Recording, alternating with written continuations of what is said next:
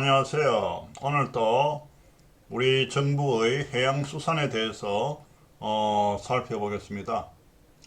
여기 제가 이 혼자서 이 촬영하다 보니까 상당히 힘든데, 여기 제가 화면에 국제해운론, 박명섭, 출판사, 법문사 이렇게 되어 있습니다.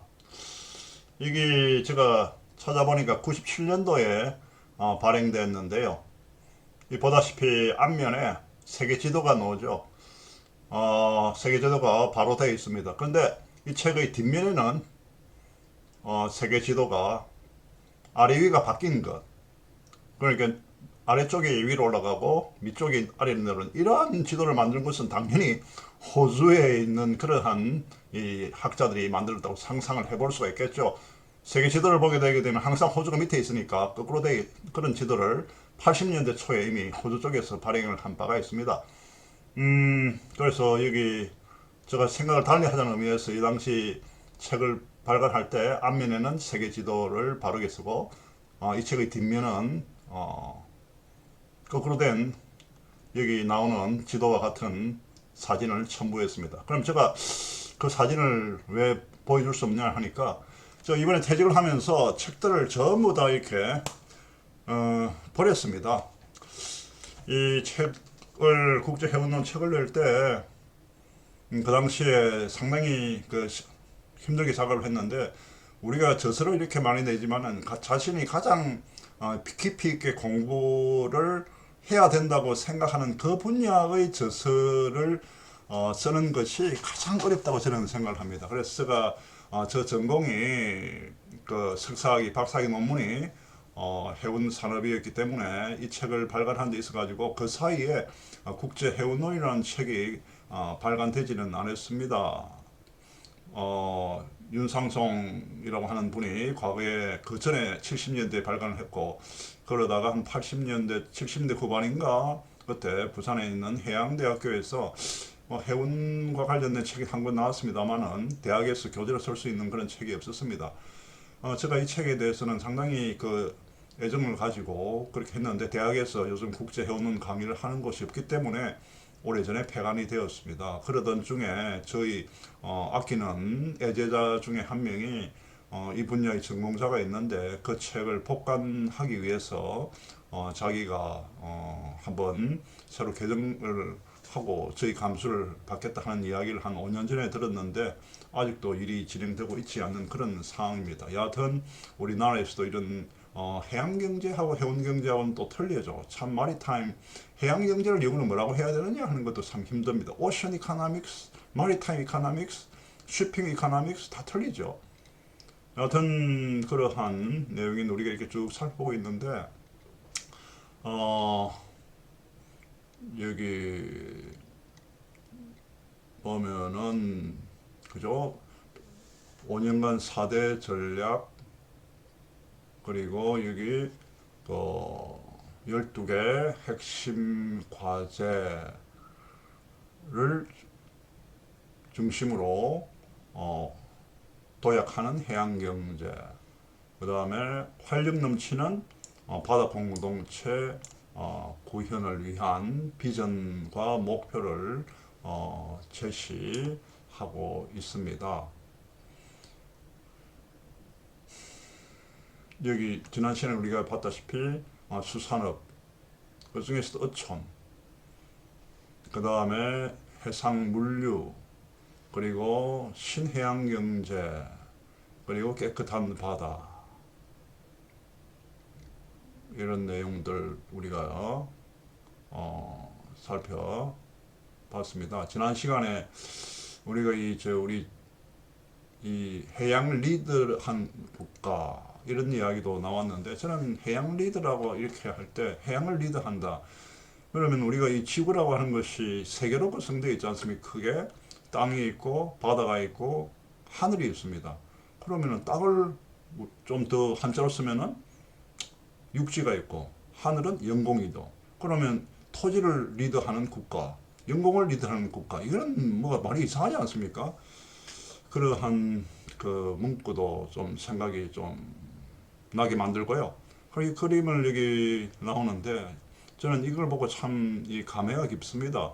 부산 공동의시장 현대화 조감도 이래 나오는데 이게 이 산지 위판장 중에 하나로서 우리나라에 있어 가지고 가장 수산물을 그 위판 처리하는 양이 최대의 실적을 보이고 있죠. 제가 부산 공동의시장을 처음 가본 것은 부산 수산대학교에 그 재직하면서 83, 4년경에 그 당시 수산경영학회, 한국수산경영학회를 이 공동의시장에서 개최를 해가 처음으로 그때 방문을 했습니다. 지금도 그 자리에 있는 걸로 알고 있는데요.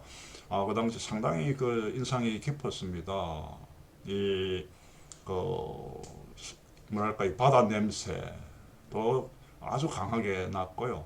그러다가 제가 2002년에 이 서울로 학교를 옮기게 되었는데, 그 전에 이 보면은 국제수산물 거래소의 그 설계 용역이 아니라 기초 이 어떤 컨셉으로 이렇게 국제수산물 거래소를 만들 것인가 하는 그런 연구 용역을 부산시에서 입찰에 제가 선정되어 가지고 한 적이 있는데 그것이 또 부산시에서 일을 할 때 뭐랄까 이저 타당성 분석을 해야 되기 때문에 그 타당성 분석을 하는데 지금 우리나라 통상 교수 본부장을 하십니까?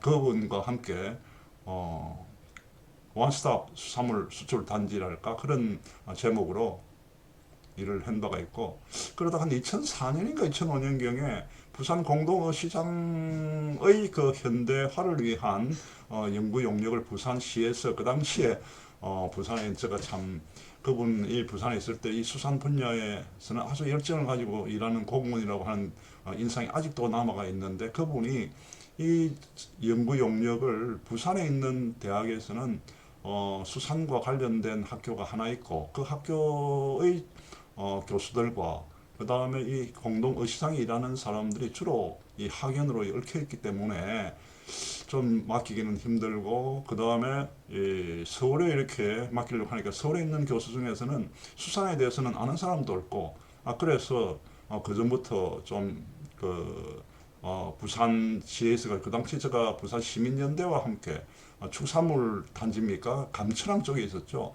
그쪽의 그 축산물 급력소를 이전케 해야 이 수산물 단지인가 그걸 한테 가지고 시민단체들과 함께 역할을 하면 활동을 하면서 수산 중심 도시로서 부산이 성장하는데 좀 활동을 했고 그리고 이 감천항의 그 서편입니까? 동편, 서편 이렇게 이야기하죠. 그 지역을 종합보세구역, 우리나라 종합보세구역은 사실 그게 아이디어가 우리나라에서 나온 게 아니고 그 전에 일본에 있어가지고 종합보세구역, 그 다음에 프린 액세스 존이라고 하는 것을 조금 모방을 한 그런 형태였고요. 였는데 여하튼 그쪽을 이 종합보세구역화 하는 데 있어서도 많은 그 연구 그 보고를 용역을 한 적이 있습니다. 그래서 이 공동의시장 일을 하는데도 제가 이게 맡았죠. 그래가지고, 이 일본 지역에도 이 의시장 쪽을 방문하고, 이 현장 조사도 하고 이렇게 하다가, 중간 보고를 하는데 상당히 난처했습니다. 서울서 부산에 내려가가지고 하는데, 중간 발표를 못하게 되었습니다. 시작하려고 하는 중간에, 쉽게 얘기해가지고, 우리가 연구진에 있는 사람들이 어떻게 이 공동시장에 대해 잘 아느냐 하는 그런 강한 이 뭐랄까 그런 이 참석자들이 저는 뭐 여기서 이야기하기 싫습니다만은 그래가지고 중간 보고가 무산되고 나중에는 결국 최종 연구 보고서를 작성해가지고 제출한 바가 있는데 그때가 지금부터 보게 되게 되면은 한 뭡니까 20년쯤 되었습니까? 그 당시에 그 반대 세력들이 등장해가 한 것은 공동의시장이 요즘 이야기는 가버넌스 ESG에 있어가지고 지배를 부산시에서 이렇게 하려고 이런 용역을 한 것이 아니냐 하는 그런 오해 때문에 그랬는지 제가 연구 용역 보고를 함에 있어가지고 최초로 뭐랄까 난장판까지는 아닙니다만은 아주 이 난처해가지고 진행을 할 수 없는 그런 상황까지 있었던 그런 일이 있었는데 이 사진을 보니까 감개가 무량합니다. 여하튼 지난 시간에 이어가지고 여기 지금 우리가 살펴야 될 것이 세계를 선도하는 해상 물류 체계의 구축인데 선적 공간을 제공하고 인프라와 그 다음에 뭐 여기 제도를 강화해가지고 기업 애로를 해소한다. 여기 그 부산항 서측 컨테이너 배후단지 임시장치장 현황, 임시장치장. 저도 이번 지난 8월입니까? 한 달도 안 됐네요. 그 경에 그 부산 이 임시장치장 관련해가지고 평가하는 쪽에 한번 저거 오래간만에 정말로 과거에는 참 많이 갔었는데 오래간만에 한번 거기 가서 참석을 하면서 현황에 대해서도 공부할 수 있는 그런 기회를 가진 바가 있습니다. 여기 지금 이래 나오는데요. 지난 우리가 이 항만, 컨테이너 항만 뭐 이렇게 나오는데 우리가 또 이 생각을 해봐야 될 것이 항만과 이 미세먼지입니다. 미세먼지. 여기 쭉 그 추진 과제를 이래 보니까 이러한 문제는 조금 경시되지 않았느냐 하는 그런 생각을 좀 가지고 있습니다. 여기 이 항만은 어떤 일을 합니까? 항만에서 이 하역 그리고 하역의 일을 하겠죠. 물건을 싣고 내리는 거. 예? 로딩 앤드 디스차지를 하죠. 그것을 통해 가지고 일어나는 그 컨테이너의 경우에 처리량을 얼마만큼 했느냐 하는 것으로 항만의 그 실적으로서 항만 랭킹을 매길 때 기준으로 하고 있습니다. 이것으로서는 트루풋이라는 말을 쓰고 있죠. 근데 여하튼 항만에서 하역하고 그 다음에 또 이 선박에 정박했을 때 이 활동하고 있는 항만 활동, 그죠? 그 다음에 또 항만 내에서 수송하고 또 물류 활동을 하고 있습니다. 그리고 이 항만 주변 지역, 힌틀랜드랄까요? 배후지에 입지하는 이 업체들의 이 활동을 하고 있습니다. 이러한 이 하역, 정박, 그 다음에 항만 내에서의 활동, 항만에 입지하는 업체들의 활동을 인해 가지고 이 온실가스하고 미세먼지가 배출되고 있습니다. 이 정박 중인 이 선박에서 많은 배출량이 발생하고 있습니다. 뿐만이 아니라 이 하역 기계 등으로부터 배출량도 많이 발생합니다. 그리고 이 항만 활동은 항만의 경쟁력에 있어 가지고 참 이 경쟁력 이야기할 때 항만을 누가 지배, 누가 운영, 관리하는 주체에 따라 가지고 항만의 경쟁력이 달라진다 하는 그런 주장이 오래전부터 됐죠.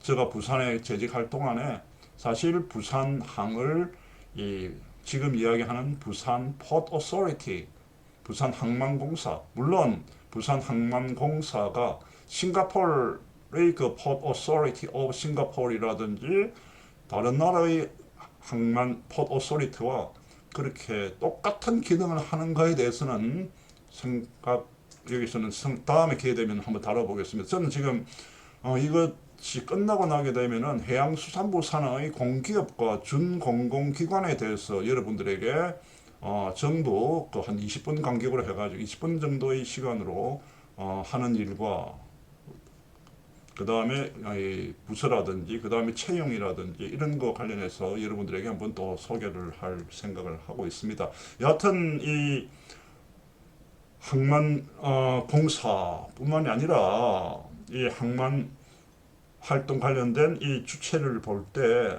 아주 다양합니다. 항만에 지금 또 배후단지에 보게 되면 민영 기업들도 들어와 있고요. 많지 않습니까? 그래서 이 항만 활동이 다양한 주체가 여기 참여하고 있기 때문에 배출, 조금 전에 얘기했던 이 온실가스라든지 이러한 이 미세먼지라든지 이러한 배출원도 다양합니다. 그래서 이러한 배출량을 삭감하기 위해 가지고 이 항만 관리자는 항만 관리자만으로서는 할 수가 없고 민간 사업자하고도 이렇게 연대해야 합니다. 그래서 항만 전체를 관리하는 이 항만 관리자가 항만으로부터의 배출량을 파악해서 이 항만의 특성에 맞는 적절한 삭감 계획을 세우는 것이 필요합니다. 대형 요양서는 여태까지 대체로 벙커 CU를 연료로 사용합니다. 이 연료는 황과 함께 미세먼지, 초미세먼지를 배출하고 있습니다. 국내에서 배출되는 이 초미세먼지, 영어에서 우리가 먼지는 dust입니다. dust. 영어에 dust in the wind라는 노래 있죠. dust in the wind. 근데 이 dust 앞에 are you okay? 하면 I'm fine 이라거든. 그 F-I-N이 fine dust 하게 되게 되면 그건 좋은 먼지가 아니고 fine dust가 미세먼지입니다. fine tuning이란 말을 쓰죠. 우리가 튜닝을 할 때 미세한 것까지 튜닝한다. 여하튼 이 초미세먼지의 약 10%가 선박에서 나오고 있다. 국내에서 배출되는 초미세먼지 10%가 선박에서 나오고 있다고 합니다. 초대형 크루즈선 한 척이 어떤 자료에 하면은 차량 한 350만 대에서 배출하는 수준의 이산화황을 배출하고 있고, 대형 컨테이너선 한 척이 디젤 승용차 5천만 대에 해당되는 황산화물을 배출하고 있다. 이런 자료들도 내가 본 적이 있습니다. 그런데 이 이산화황은 그 자체로도 해로울 뿐만이 아니라 초미세먼지를 유발하고 있다는 겁니다. 부산, 인천, 광양, 군산, 울산. 예? 근데 우리나라의 그 항구가 있는 도시의 이름에 산이 많이 붙어요. 산이. 그죠? 부산, 울산, 그 다음에 그 군산, 이북으로 보면은 원산, 산자가 많잖아요. 얼마 전에 돌아가신 이은영 선생님이 거의 글에 가면 왜 그 산이 많을까 할 때 그분의 글 중에 아주 오래전에 한번 제가 읽은 기억에 바다를 보더라도 육지에서 바다를 본 것이 아니라 바다에서 육지를 보니까 그 지역에 산이 많더라 해서 산이라고 한 부산에 산이 많거든요. 그렇게 짓지 않았느냐 하는 그런 글을 아주 오래전에 봤습니다. 우리나라는 우리가 전국 각지를 이야기할 때 뭐랍니까? 방방곡곡이라고 말을 쓰죠. 방방곡곡. 거기 곡자가 뭡니까? 산에 있는 곡입니다. 방은 온 지방의 그 방방, 지방마다, 산속마다, 계곡마다. 그건 뭘 의미하느냐니까 바다보다는 땅을 더 가까이 하는 그러한 문화에서 그 말이 나왔다는. 일본의 경우에는 방방곡곡이 아니라 포자가 두 개가 들어가거든요. 그건 뭐게 되면은 우리가 똑같은 의미의 그러한 네 단어의 한자 표현이 바다 중심이냐 육지 중심이냐 하는 그러한 차이를 보이고 있는데, 여하튼 이런 항만을 안고 있는 이 항만 도시는 이 문제의 심각성을 인식해야 합니다.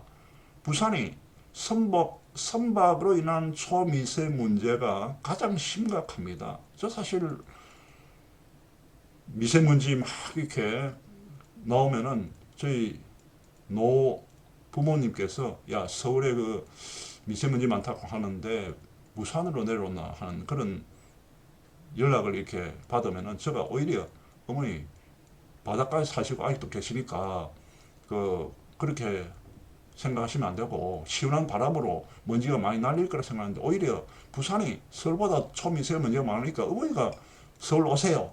네, 이래 이야기할 정도입니다.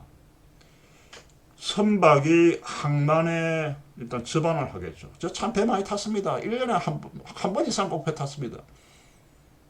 도쿄 갈 때도 그냥 비행기를 안 타고 뭐 선사에 이야기해가지고 컨테이너선을 타고 출입국 관리소 가고 저 혼자 이 선원이 아니기 때문에 CIQ, Customs, Immigration, Quarantine을 적고 통과해가지고 이 배를 타고 도 했는데요. 항만에 접안해가지고 출항하기 전까지 선박에 필요한 전력을 공급하기 위해서 이 벙커 CU와 같은 고급 연료가 아니라 저급 연료를 해가지고 보조 발전기를 가동합니다. 이때 황산 화물이라든지 질소 산화물이라든지 먼지라든지 이산화탄소 등의 오염물질이 배출되고 있습니다. 이 정박 중인 선박에서 발생하는 대기 오염 배출량은 이 육상 전력 공급 설비 AMP라고 이렇게 줄여서 이야기를 하죠. 이런 거 AMP와 같은 친환경 environment friendly한 항만 설비에 의해 가지고 크게 삭감될 수 있습니다. 그리고 에너지 전략형 하역 기기를 사용함으로써 하역 활동에 의한 대기 오염 배출량을 줄일 수가 있습니다. 이미 우리나라에서도 이 육상 전력 공급 설비 AMP를 설치하고자 오래전부터 이 예산에 반영을 해왔습니다. 저희 이야기는 이러한 것들을 더 많이 해야 된다는 겁니다.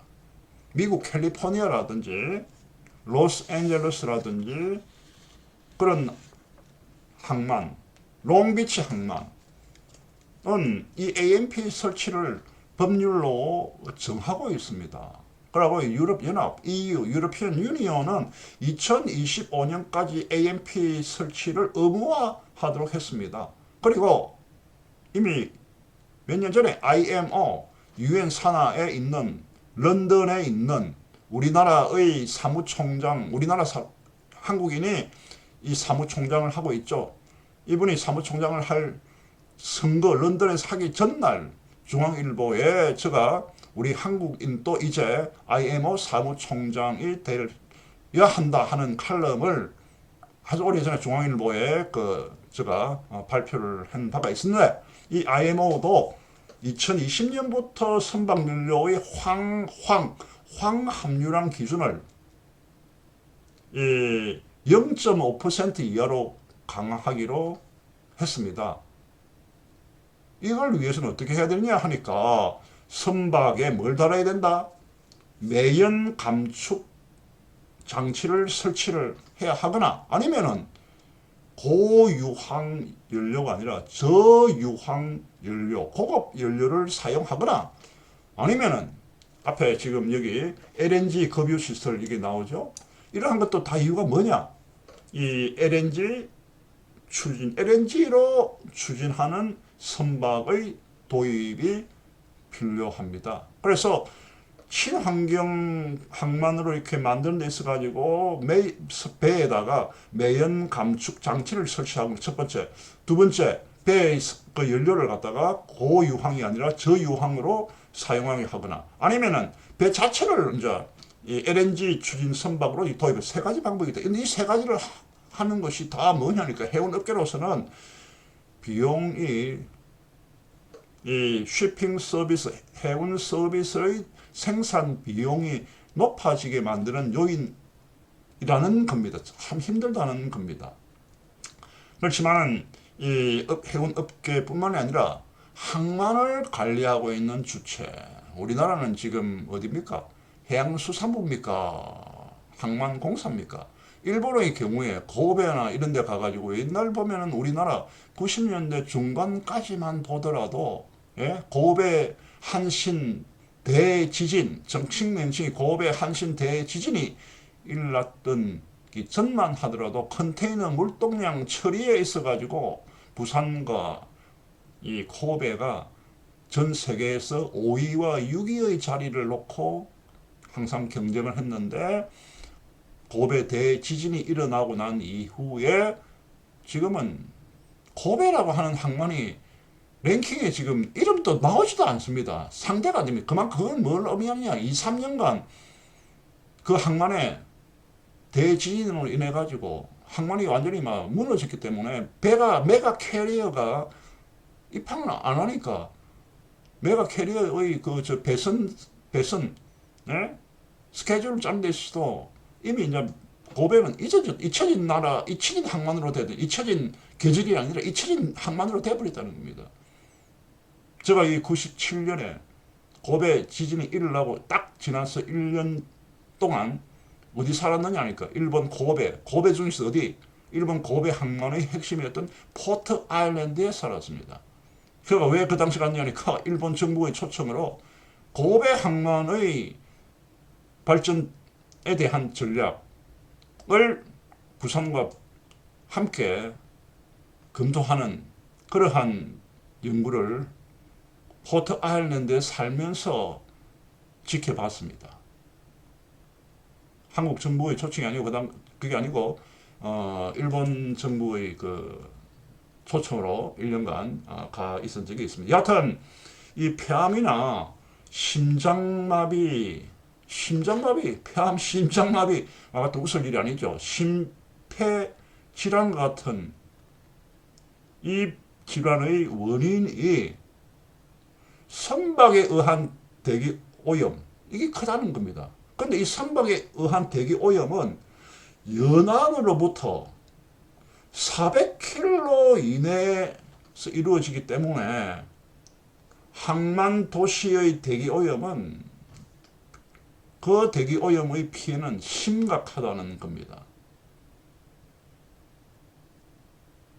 그래서 제가 하고 싶은 말은 항만 내 대기 오염을 감축하고 또 초미세먼지의 감소를 위해 가지고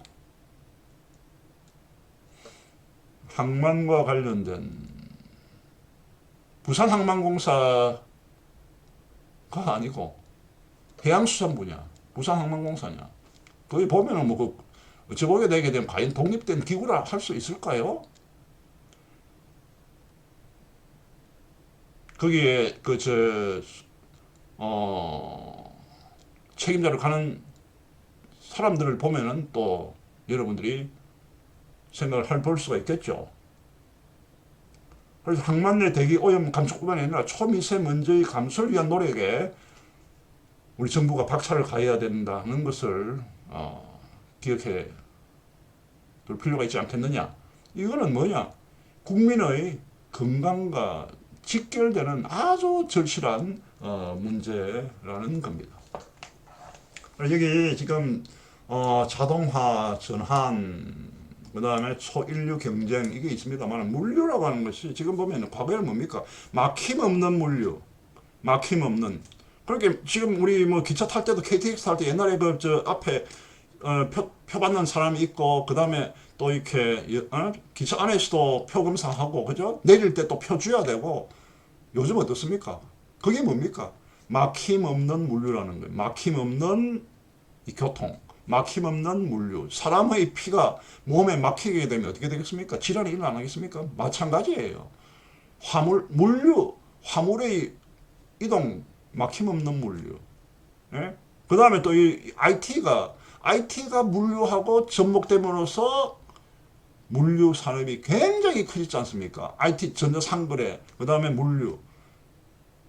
제가 이 2000년에 발간한 책 제목이 번역서인데 IT와 물류가 만났을 때라는 책을 번역해가지고 부산에 근무할 때 그 책을 냈는데 그때 그 당시 사람들이 하는 이야기가 야 이걸 왜 번역하십니까? 이걸 그냥 그대로 해가지고 서울에 계시면은 특강만 해도 시간당에 엄청나게 많은 돈을 벌고 나는 그때 무슨 생각이냐 야 이거는 지식을 갖다 공유해가지고 내가 이 정도 많이 못 벌리도 이거를 해가 물류 컨설턴트들 공부 좀 해라는 의미로 내가 낸 거야. 그냥 너희들 읽어보고 당신들 읽어보고 당신이 아는 것처럼 해가지고 그래서 물류 기업들 상대로 해가지고 특강을 하든지 해서 우리나라 물류산이 발전되지 않느냐.